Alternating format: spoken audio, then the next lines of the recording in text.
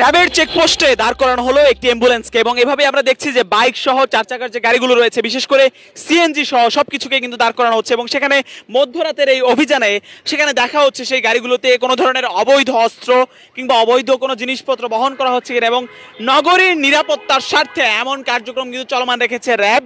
রাজধানীর গুরুত্বপূর্ণ পয়েন্টগুলোতে র্যাবের এই ধরনের কার্যক্রম কিন্তু চলমান রয়েছে, যেখানে যারা আসলে সক্রিয় রয়েছেন র্যাবের এই তল্লাশি চেকপোস্টে আমরা দেখতে পাচ্ছি যে ধরনের কাগজপত্রগুলো রয়েছে সেগুলোও দেখছেন। এছাড়া র্যাবের সাথে কিন্তু জড়িত রয়েছে আইন শৃঙ্খলা রক্ষাকারী বাহিনীও জড়িত রয়েছে। সেখানে র্যাবের সাথে আমরা জানতে পেরেছি যে চেকপোস্টে রয়েছে সেখানে বড় যে গাড়িগুলো রয়েছে সেগুলো দাঁড় করা রয়েছে। র্যাব 2 এর এই চেকপোস্ট অনগোয়িং রয়েছে এবং সেখানে কিন্তু তারা তাদের প্রত্যেকের সম্পর্কে জানতে চাচ্ছেন যে সেখানে আসলে কী ধরনের জিনিসপত্র তারা বহন করছে সেগুলো যেমন জানতে চাচ্ছে, ঠিক তেমনি যাত্রী নিয়ে র্যাবের এই চলাচলে আমরা দেখতে পাচ্ছি চেকপোস্টগুলোতে কিন্তু নানা ধরনের কার্যক্রম চলছে, যেখানে যেই গাড়িগুলোকে তাদের সন্দেহ হচ্ছে সেগুলোকে তারা দাঁড় করিয়ে তল্লাশি কার্যক্রম চালাচ্ছে। বিশেষ করে সুন্দরবন গ্রুপের একটি কুরিয়ার সার্ভিসের গাড়িকে দাঁড় করানো হয়েছে, অন্যদিকে আমরা দেখতে পাচ্ছি একটি সিএনজিকে দাঁড় করানো হয়েছে এবং এই যে অ্যাম্বুলেন্সটিকে বিএসকে হাসপাতালের একটি অ্যাম্বুলেন্স সেটিকেও দাঁড় করানো হয়েছে এবং সেই অ্যাম্বুলেন্সে কী ধরনের জিনিসপত্র তারা দেখছে প্রত্যেকটি জায়গাতে খতিয়ে দেখা হচ্ছে। সেই অ্যাম্বুলেন্সে যেহেতু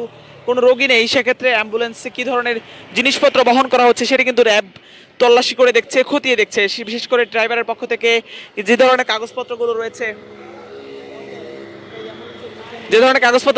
সেগুলো কিন্তু তারা খতিয়ে দেখছে, সেটি আমরা দেখতে পাচ্ছি। বিশেষ করে অ্যাম্বুলেন্সটিতে কিন্তু কোনো ধরনের অসুস্থ রোগী বা কাউকে নিয়ে বহন করছেন অ্যাম্বুলেন্সটি, সেটি আমরা দেখতে পাচ্ছি। র্যাবের এই তল্লাশি কার্যক্রমে এখানকার যে স্থানীয় সার্জেন্ট রয়েছে, পুলিশ সার্জেন্ট, তাকেও রাখা হয়েছে, কারণ সেক্ষেত্রে তাদের যে তল্লাশি কার্যক্রমের সক্রিয় যে ব্যবস্থা সেটি তারা পরিচালনা করছে বলে আমরা জানতে পেরেছি। পুরো অ্যাম্বুলেন্সটিকে কিন্তু সেখানে তল্লাশি কার্যক্রমে চেক করা হয়েছে। দুস্থ স্বাস্থ্য কেন্দ্রের একটি ডিএসকের একটি অ্যাম্বুলেন্স এবং যে অ্যাম্বুলেন্সটি মধ্যরাত প্রায় এখন আমরা দেখতে পেয়েছি প্রায় 11টা বাজতে চললো, এই সময়টিতে অ্যাম্বুলেন্সটি চলাচল করছে। অ্যাম্বুলেন্সটি যখন যাচ্ছে সেটি রোগী বহন করছে নাকি এমনিতেই আসলে সেগুলো সাইরেন বাজিয়ে চলাচল করছে সেগুলো কিন্তু তারা দেখছেন, সেটি আমরা দেখতে পেয়েছি। এদিকে সার্জেন্ট বা পুলিশ সার্জেন্ট যিনি রয়েছেন তিনিও কিন্তু খতিয়ে দেখছেন যে ড্রাইভাররা রয়েছে তাদেরকে দাঁড় করিয়ে সেখানে তাদের যে কার্যক্রমগুলো সেগুলো যেমন চালাচ্ছেন, ঠিক তেমনি যে ধরনের কাগজপত্র রয়েছে সেগুলো চেক করে সেগুলোর বিরুদ্ধে যথাযথ আইনে যে মামলা প্রয়োগ করার আইন বিধি রয়েছে সেগুলো কিন্তু তারা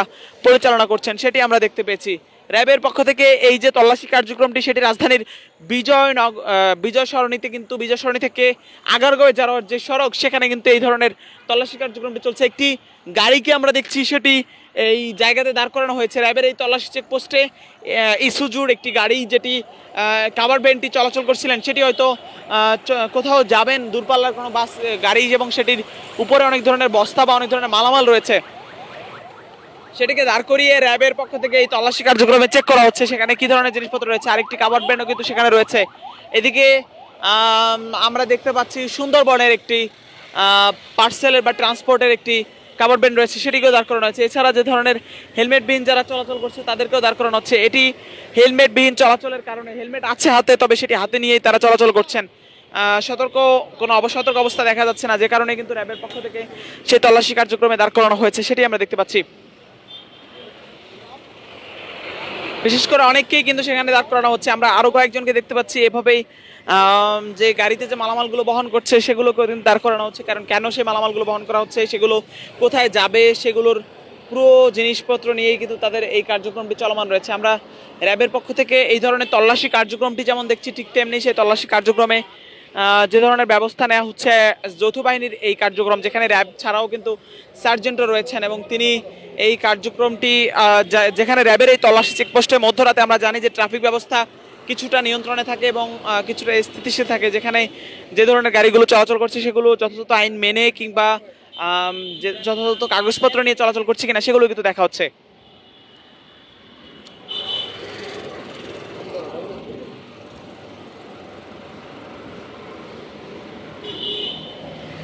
আমরা দেখতে পাচ্ছি যৌথ বাহিনীর এই কার্যক্রমে যারা রয়েছেন তারাও কিন্তু সক্রিয় অবস্থানে রয়েছেন। তারা সেখানে তল্লাশি কার্যক্রমে সেই চেকপোস্টে কিন্তু যে গাড়িগুলো রয়েছে যথাযথ আইন রয়েছে সেই আইনে তারা সেগুলোর বিরুদ্ধে ব্যবস্থা নিচ্ছেন। বেশিরভাগ গাড়িগুলো কাগজপত্রবিহীন হয়তো চলাচল করছে, অনেক গাড়ির ফিটনেসবিহীন চলাচল করছে, সেগুলোর বিরুদ্ধে বিশেষ করে ব্যবস্থা নিচ্ছেন। এছাড়াও অন্যান্য যে বাইকগুলো রয়েছে সেগুলো হয়তো হেলমেটবিহীন চলাচল করার কারণে সেগুলোর বিরুদ্ধে ব্যবস্থা নিতে দেখা যাচ্ছে। বিশেষ করে এই ধরনের কার্যক্রমটি আমরা দেখতে পাচ্ছি রাজধানীর বিজয় সরণির একটি চেকপোস্ট, এবং যে চেকপোস্টে আসলে সেগুলোর বিরুদ্ধে যে ব্যবস্থা কার্যক্রম হচ্ছে সেখানে বিজয় সরণির এই চেকপোস্টটিতে আমরা এমন কার্যক্রমটি দেখে যাচ্ছি, এবং সেখানে অ্যাম্বুলেন্স থেকে শুরু করে সব ধরনের যে গাড়িগুলো রয়েছে সেগুলোকে দাঁড় করানো।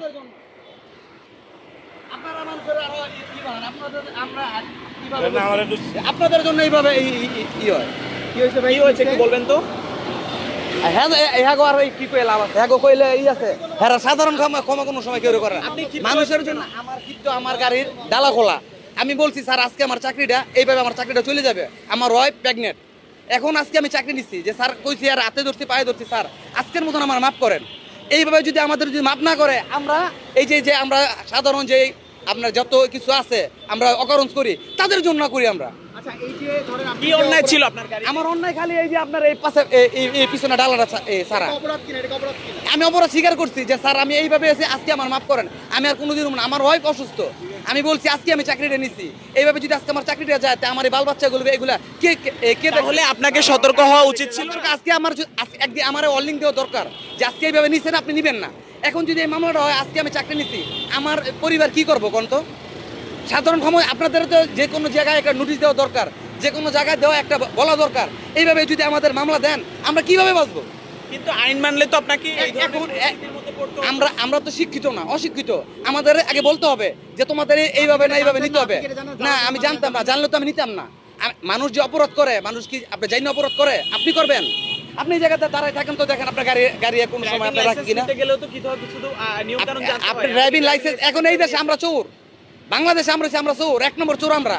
ড্রাইভিং লাইসেন্স আমরা করতে, আমি অশিক্ষিত, আমার লাইসেন্স দিতেছে কারা? বিএটি দিতেছে। আগে আপনারা বিএটি ধরেন, আপনি অসদে উপায় যদি নেন সেটা তো আপনার অসদে আমরা উপায় নেন। আপনারা যে কোনো জায়গায় যে কোনো কর্মকর্তা তারা আমাদের অসদে স্বীকার করে 100 বার। এখন কি ধরনের ব্যবস্থা নেওয়া হচ্ছে আপনার বিরুদ্ধে? আমাদের যে মামলা দিছে, এখন আমার এই চাকরিটা থাকবে। আমাদের যদি সে বলতো যে আজকে আপনার রলিং দিলাম আর এরকম ভাবে করবেন না, কি আমার যে কোনো ভাবে সাধারণ ভাবে একটা যে কোনো জায়গায় সাধারণ ক্ষমা আছে, আইনও সাধারণ ক্ষমা আছে, মানেন না বিদায় তো তারা ব্যবস্থা নিচ্ছে। তারা 100 বার আমাদের বলতে হবে। আমরা জানি না, আমরা অশিক্ষিত। যতটা ড্রাইভার আছে জিজ্ঞেস দেখেন তো, কয়টা ড্রাইভার শিক্ষিত, কয়টা ড্রাইভার শিক্ষিত আমার রাখেন। কিন্তু ড্রাইভিং লাইসেন্সে তো পূর্ব শর্ত আছে, আপনাকে ড্রাইভিং লাইসেন্স আমরা যে শিক্ষিত করে ড্রাইভিং লাইসেন্স যদি করতে যান, বাংলাদেশে মনে করেন এই যে কিস্তি আনে গাড়ি, ড্রাইভার কিস্তিতে গাড়ি চালায়, মালিক কয়েকে যাও গাড়ি চালাও গা, একটা ড্রাইভার আপনার 5 রাত 6 রাত এই জায়গায় থাকে, অ্যাক্সিডেন্ট করে কোন কারণে? বাংলাদেশে কিস্তি বন্ধ করে দেন, গাড়ি যে কিস্তি আছে বন্ধ করে দেন, একটা ড্রাইভার অ্যাক্সিডেন্ট করতো না। কিছু হলে ড্রাইভার করে নিশা করে, ড্রাইভার এটা করে, খালি ড্রাইভার কো দোষ। মালিক চাপাই দিলে আপনারা মানেন কেন? মালিক চাপায় না, মালিক চাপায় কিস্তির জন্য, নাহলে মালিকের গাড়ি নিয়ে জায়গা, ইন্ডিয়ান যে গাড়ি দিতেছে মালিক নিয়ে জায়গা। এইভাবে আমাদের একদম পুরো অশান্তি, এই বাংলাদেশটাই হয়ে গেছে একবার এরকম। আমরা যে চুরি করবো 100 বার চুরি করবো। আমরা এমন দৃশ্যপট দেখতে পাচ্ছি, একজনকে সাধারণ ক্ষমা না করার কারণেই কিন্তু সেই ড্রাইভার ক্ষিপ্ত হয়ে উঠলেন এবং তিনি সেই বিরক্তি প্রকাশ করলেন র্যাব বা আইনশৃঙ্খলা রক্ষাকারী বাহিনীর বিরুদ্ধে। এবং এই যে পেছনের গাড়িটির যে পেছনের ডালাটি রয়েছে সেটি না আটকানোর কারণে কিন্তু সেটির বিরুদ্ধে সে ব্যবস্থা নেওয়া হয়েছে এবং সেটির বিরুদ্ধে মামলা বা সেই ধরনের কার্যক্রমটি কিন্তু তারা চালিয়েছে, সেটি আমরা দেখতে পাচ্ছি। এবং এই যে পেছনের এই জায়গাটি না আটকানোর কারণে এমন ব্যবস্থা তারা নিয়েছে এবং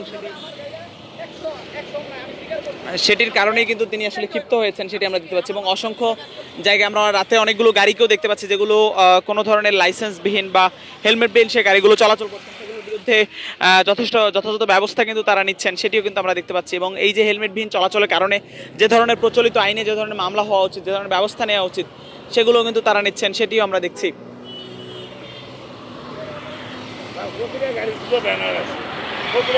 নাম আছে আপনাকে কেন আটকেছে? হ্যাঁ, কেন আটকেছে? আমার আটকে আছে এই সুন্দরবন কুরিয়ান সার্ভিস এই ব্যানার লেখা বিদায়, প্রতিটা গাড়ির গাড়ি ব্যানার আছে। হ্যাঁ, প্রতিটা গাড়ির আপনার ব্যানার আছে, প্রতিটা গাড়ির নাম আছে, তাহলে গাড়িগুলো ধরবো কেমনে মানুষে? সারা বাংলাদেশের তো মনে করেন এক একটা গাড়ির এক একটা নাম দিয়েই চলে, ব্যানার দিয়েই চলে নাকি? তাহলে আমাকে তো একটা ব্যানার ছাড়া কি এই এত বড় গাড়ি কি চলে? কি ব্যবস্থা নেওয়া হয়েছে? হ্যাঁ অনেকটা হইলো এরাই সারে এক মাধ্যমে এগুলো লেওয়া হয় না, এই সুযোগ না দিলে কি এটি লেখা হয়? এটি লেখা হয়েছে আউরি এটি পক্ষে মামলা দিয়ে ওটি আনিব। সব কিছুই মায়ের মাও এরা, পোলার মাও এরা। কিন্তু আইন তো অমান্য করা হচ্ছে, এটা তো মানতে হবে। আইন আইন আইন তো এটা ফিসের তো নিয়ে এটা চলতেছে বহুত আগের তো এটা। দেখেন আপনি ব্যানার ছাড়া একটা গাড়ি আছে, একটা গাড়ি আছে যাইতে পারবেন? কিন্তু সেটা এক একটা মানুষের এক একটা লাইনে মানুষের হরানি করা, যা মনে হচ্ছে তাই। আমরা দেখতে পাচ্ছি যাদেরকে আসলে দাঁড় করানো হচ্ছে এই গাড়িগুলোতে বিভিন্ন অপরাধে তাদেরকে দাঁড় করানো হচ্ছে এবং সেগুলোর বিরুদ্ধে ব্যবস্থা নেওয়া হচ্ছে এবং সেগুলোর কারণেই কিন্তু তারা ক্ষিপ্ত হয়ে উঠছেন, সেটি আমরা দেখতে পাচ্ছি। সেই দৃশ্যপট আমরা দেখতে পাচ্ছি এবং তারা ক্ষিপ্ত হয়ে উঠছেন উল্টো প্রশাসনের উপরে, পুলিশের উপরে। আমরা সেই ব্যবস্থাও দেখতে পাচ্ছি। সার্জেন্ট বা র্যাবের এই অভিযানে এ ধরনের কার্যক্রমটি রয়েছে, সেখানে আমরা দেখছি যে সেখানে আমরা দেখতে পাচ্ছি র্যাবের এই কার্যক্রম। এরকম যা আমার কাছে তাই এটা হরান করে কাগজ দেয়, ওই দেয়, এই দেয়, মামলার মা সব কিছু এরা। কিন্তু প্রশাসন তো আইন থাকলে ব্যবস্থা নিবে, আইন থাকলে ব্যবস্থা নিলে এই দেশটারে টোটাল পরিষ্কার করে লোক যেখানে যে সক্ষমতা আছে সেখানে ব্যবস্থা নিচ্ছে না। এই দেশটারে পরিষ্কার করে লোক। আপনি অন্যায় সংশোধন করলেই তো ব্যবস্থা নেয় না, ক্ষিপ্ত হওয়ার তো কিছু নাই। মানে আপনি আপনার অন্যায়টা সংশোধন করলে তো আর ব্যবস্থা করেন না, তাই না? এরা সুযোগ দেওয়ানি তো এরা লেখছে, নাহলে তো এরা লেওয়া সুযোগ পেত না। সারা পৃথিবীতে মনে করেন এইভাবে চলতেছে, সারা বাংলাদেশে একটা গাড়ি ব্যানার ছাড়া কোনো গাড়ি নেই। আপনি দেখেন এক একটা গাড়ির নাম ছাড়া কোনো গাড়ি নেই।